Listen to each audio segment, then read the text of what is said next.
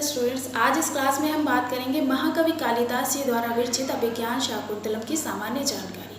तो आइए जानते हैं महाकवि कालिदास जी का जन्म क्या है, जन्म का समय क्या है। तो महाकवि कालिदास जी का समय विद्वानों ने ईसा पूर्व प्रथम शताब्दी निर्धारित किया है। महाकवि कालिदास जी चंद्रगुप्त द्वितीय के नवरत्नों में से एक माने जाते हैं।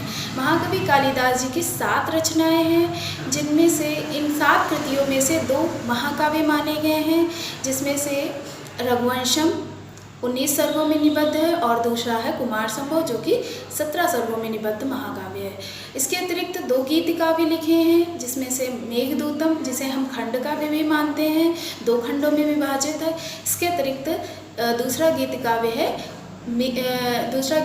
ऋतु संहार। ऋतु संहार में 6 ऋतुओं का वर्णन किया है और कालिदास जी की ये प्रथम रचना मानी जाती है। इसके अतिरिक्त महाकवि कालिदास जी ने 3 नाट्य ग्रंथों की रचना की है। 3 नाट्य ग्रंथ में पहला है मालविका अग्निमित्रम। इसमें मालविका और अग्निमित्र के प्रणय का वर्णन किया गया है और ये 5 अंकों में निबद्ध है। इसके अतिरिक्त दूसरा है नाटक, जिसे विक्रमोर्वशीयम कहते हैं, जिसमें पुरूरवा और उर्वशी का वर्णन किया गया है। इसमें नायक नायिका पुरूरवा और उर्वशी हैं और ये नाटक भी 5 अंकों में निबद्ध है। साथ में इसे हम नाटक के अतिरिक्त त्रोटक भी कहते हैं। इसके अतिरिक्त महाकवि कालिदास जी ने अभिज्ञान शाकुंतलम नामक नाटक की रचना की, जो कि संस्कृत साहित्य की ही नहीं अपितु विश्व में जितने भी साहित्य हैं उनमें नाटक सर्वोत्कृष्ट नाटक ये माना जाता है अभिज्ञान शाकुंतलम, जो कि 7 अंकों में निबद्ध राजा दुष्यंत और शकुंतला का प्रणय वर्णन है, विरह वर्णन है और इसके अतिरिक्त पुनर्मिलन का वर्णन इसमें किया गया है।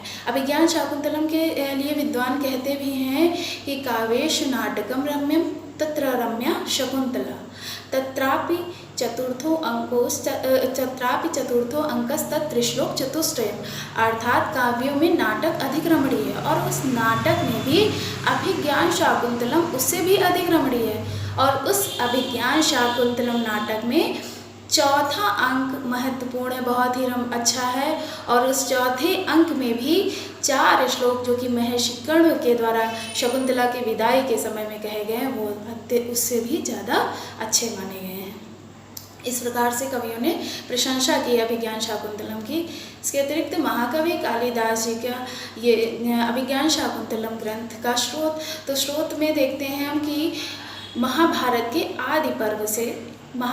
आदि पर्व में शाकुंतलोपाख्यान के 69 से लेकर के 74 सर्ग की कथा हमें अभिज्ञान शाकुंतलम की प्राप्त होती है वहाँ से। इसके अतिरिक्त हमें पद्म पुराण में भी ये कथा प्राप्त होती है। इसके अतिरिक्त महाकवि कालिदास जी ने इसमें अभिज्ञान शाकुंतलम में मंगलाचरण एवं भरत वाक्य का प्रयोग किया है। तो मंगलाचरण 3 प्रकार के होते हैं, वस्तु निर्देशात्मक, आशीर्वादात्मक और नमस्कारात्मक, जिसमें से यहाँ पर श्लेषयुक्त, क्योंकि इसका अर्थ निकलता है यहाँ पे इस श्लोक में या शिष्टुराद्या विद्युतम, तो इसलिए इस श्लोक में महाकवि कालिदास जी ने वस्तु निर्देशात्मक के साथ साथ आशीर्वादात्मक और वस्तु निर्देशात्मक मंगलाचरण का प्रयोग किया है। श्रुगधरा छंद है, जिसके प्रत्येक चरण में 21 मात्राएं होती हैं। यहाँ अष्टमूर्ति शिव जी की वंदना की है। अष्टमूर्ति शिव जी की वंदना की है। ये प्रश्न कई बार पूछा गया है परीक्षा में भी कि किस की वंदना की है महाकवि कालिदास जी ने, तो अष्टमूर्ति शिव की वंदना यहाँ पे की है। और आइए अंकों के हिसाब से देखते हैं महाकवि कालिदास जी की इसकी नाट्य की कथा वस्तु कैसी है। तो महाकवि कालिदास जी का अभिज्ञान शाकुंतलम का प्रथम अंक का नाम है आश्रम प्रवेशो। तो आश्रम प्रवेशों में हस्तिनापुर के राजा जो कि दुष्यंत इसके नाटक के नायक हैं, वे धीरोदात्त कोटि के नायक हैं और वे हस्तिनापुर से मृगया के लिए निकलते हैं। तो मृगया करते करते हिरण का पीछा करते हुए वे कर्ण ऋषि के आश्रम तक पहुंच जाते हैं, जहां वे शकुंतला को देखते हैं और शकुंतला की भ्रमर से रक्षा भी करते हैं। इसके बाद में उन्हें ये बात पता चलती है, अनुसुईया, शकुंतला की 2 सखियाँ हैं अनुसुईया और प्रियंवदा, इन सब के वार्तालाप से पता चलता है कि महर्षि कर्ण के द्वारा शकुंतला पालित पोषित हैं। महर्षि कर्ण उनके धर्म पिता हैं और जन्मदाता विश्वामित्र और अप्सरा मेनका है। जिससे कि पता चल जाता है कि क्षत्रिय कुलोत्पन्ना शकुंतला है। इसके अतिरिक्त शकुंतला जी के विषय में ये बातें पता चलने के बाद में दूसरे अंक में जिसका नाम है आश्रम निवेशो, आश्रम निवेश में विदूषक से राजा का वार्तालाप होता है, जिसमें राजा विदूषक को शकुंतला विषयक जानकारी देता है। तीसरे अंक में ये है, इसको हम मिलन अंक कहते हैं। इसमें ये ग्रीष्म ऋतु से शुरुआती इस अंक में ग्रीष्म ऋतु का वर्णन किया गया है और इसी अंक में मालिनी तट का भी वर्णन है। मालिनी नदी तीसरे अंक में आती है यहाँ, और इसी अंक में शकुंतला एक पत्र भी लिखती हैं। तो शकुंतला को ढूंढते हुए राजा मालिनी नदी के तट पर जाते हैं। जब उन्हें शकुंतला मिलती हैं और वो भी फिर शकुंतला के साथ में वहाँ पे गंधर्व विवाह हो जाता है राजा का, इसीलिए इसको मिलन अंक कहा गया है। इसी में गंधर्व विवाह हो जाता है राजा और शकुंतला का। इसके बाद में राजा एक अंगूठी देते हैं और कहते हैं कि इसमें जितने अक्षर हैं इतने ही दिन के अंदर मैं आपको अपने अंतःपुर में बुला लूँगा। ये कहकर के राजा अपने हस्तिनापुर चले जाते हैं। और चौथा अंक जिसे हम विदा अंक कहते हैं, चौथे अंक का नाम है विदा अंक। तो इसमें शकुंतला जी बैठी होती हैं और दुर्वासा ऋषि का तभी आगमन होता है। दुर्वासा ऋषि के आगमन को शकुंतला नहीं जान पाती हैं। इस कारण से क्रोधित दुर्वासा ऋषि उन्हें श्राप दे देते हैं, विचिंतयन्ति यमन्यमांसा, अर्थात तुम जिनके चिंतन में बैठी हुई हो और मुझ तपस्वी को नहीं जान पा रही हो, इसीलिए वो किसी प्रमादी की भांति तुम्हें भूल जाएगा। ये बात सुनकर के अनुसुईया और प्रियंवदा डर जाती हैं और प्रियंवदा मनाती हैं ऋषि को। तब वो उन्हें सांत्वना देते हैं कि यदि अंगूठी या कोई दी हुई वस्तु कोई दिखा देंगी तो उससे पहचान लेंगे राजा। तो फिर उसके बाद में और इसी अंक में चौथे अंक की शुरुआत में ही महाकवि कालिदास जी ने विष्कंभक का प्रयोग किया है यहाँ पर। उसके बाद में ये प्रथम दृश्य था और इसी में द्वितीय दृश्य है जहाँ पे कर्ण विशिष्य की बात आती है। तो कर्ण विशिष्य आपस में बातचीत करते होते हैं और प्रकृति का बहुत ही सुंदर वर्णन यहाँ कालिदास जी ने किया है। सूर्योदय और चंद्रमास्त हो रहा है, वहाँ बहुत ही सुंदर रमणीक वर्णन किया है। इसके अतिरिक्त सोम तीर्थ पर गए हुए महर्षि कर्ण जी को आकाशवाणी द्वारा पता चल जाता है कि शकुंतला और राजा दुष्यंत का गंधर्व विवाह हो चुका है और वे शकुंतला गर्भवती हैं। इसलिए वहाँ पे आके वे उन्हें विदा की तैयारी करते हैं और सब वृक्षों से, लताओं से, इन सबसे आज्ञा दिलवाकर शकुंतला को शारंगरो और शारद्वत साथ में गौतमी के साथ में हस्तिनापुर के लिए भेजते हैं। इसी अंक में जब भेजने के समय में महर्षि कर्ण ने 4 श्लोक कहे हैं शकुंतला जी के लिए विदाई के समय। ये 4 शार्दूल विक्रीडी छंद के ही हैं श्लोक और जो कि बहुत ही महत्वपूर्ण माने जाते हैं। इसके बाद में 5वां अंक आता है प्रत्याख्यान।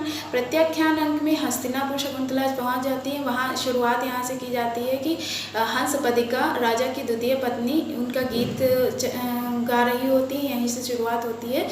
फिर जब शकुंतला जी पहुँचती हैं वहाँ पे तो राजा उन्हें पहचानने से मना कर देते हैं।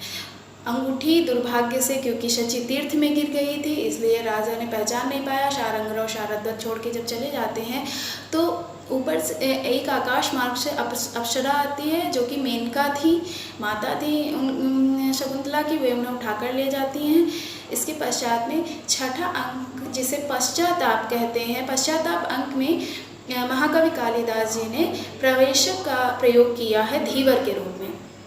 तो धीवर को एक मछुआरा जो है जिस धीवर को वहाँ शची तीर्थ में मछली पकड़ता है तो उसे उसके मछली के पेट में अंगूठी मिलती है।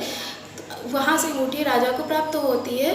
तो राजा को अंगूठी देखता है तो उसे याद आ जाती है शकुंतला की, सब पुरानी बातें सारी याद आ जाती हैं जिससे वो पश्चाताप करता है। इसीलिए इस अंक का नाम है पश्चाताप। इसके अतिरिक्त जब राजा को ये बातें पता चलती हैं तो वो पश्चाताप करता है। तभी मातल इंद्र का सारथी आता है और राजा से कहता है कि राक्षसों के वधार्थ इंद्र ने आपको स्मरण किया है। राजा तैयार हो जाता है और चल देता है। 7वां अंक है पुनर्मिलन का।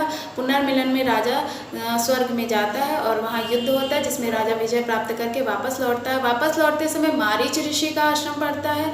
तो मारीच ऋषि और माता अदिति के आश्रम में जाते हैं दुष्यंत जी। तो वहाँ देखते हैं कि एक बालक जिसका नाम सर्वदमन था तो वो सिंह के बच्चे के साथ में खेल रहा है, साथ में उसके दांत गिन रहा है। ये देखकर वो भावविह्वल होते हैं और तभी शकुंतला आ जाती हैं। यही पुनर्मिलन होता है, इसलिए संघ का नाम है पुनर्मिलन। इसी भरत सर्वदमन का ही नाम बाद में भरत पड़ता है, भविष्य में आगे चल के भरत पड़ता है और इसी के नाम से भारत पड़ा है, देश का नाम भारत पड़ा, हमारे देश का नाम। तो इस प्रकार से ये थी संक्षिप्त कथा। इसके अतिरिक्त काव्य वैशिष्ट, तो काव्य वैशिष्ट में देखें तो अलंकार, तो वैसे तो कालिदास जी का अलंकार उपमा है प्रिय, लेकिन यहाँ पे कवियों का मानना है कि महाकवि कालिदास जी ने अर्थांतर न्यास का बहुत ही अच्छे से प्रयोग किया है। इसके साथ में छंद, तो छंद में सर्वाधिक आर्या छंद 24, मुख्य रूप से 24 छंदों का प्रयोग किया है महाकवि कालिदास जी ने, जिसमें सबसे अधिक आर्या छंद का प्रयोग किया और आर्या छंद का कुल 39 बार प्रयोग किया है अभिज्ञान शाकुंतलम में। और साथ में और भी देखें तो रीति वैदर्भी है, गुण प्रसाद है इसका। और पात्रों का चरित्र, तो पात्रों का चरित्र चित्रण में पात्र इसमें मुख्य रूप से दुष्यंत नायक हैं, शकुंतला नायिका हैं जो कि सुखी प्रकृति की नायिका हैं, विदूषक जिसका नाम है मांडव्य, और महर्षि कर्ण शकुंतला के धर्म पिता हैं, गौतमी, अनुसुईया, प्रियंवदा। गौतमी वृद्धा है, वृद्धा तापसी है, और प्रियंवदा अनुसुईया शकुंतला की सखियाँ हैं। शारंगरव, शारद्वत महर्षि कर्ण के शिष्य हैं। मारीच ऋषि हैं, अदिति माता हैं। मारीच ऋषि के शिष्य हैं गालव, रैवतक, और इसके साथ में सर्वदमन जिन्हें भरत भी कहा जाता है। तो ये मुख्य पात्र हैं। तो ये अभिज्ञान शाकुंतलम का सामान्य परिचय था। Thank you class.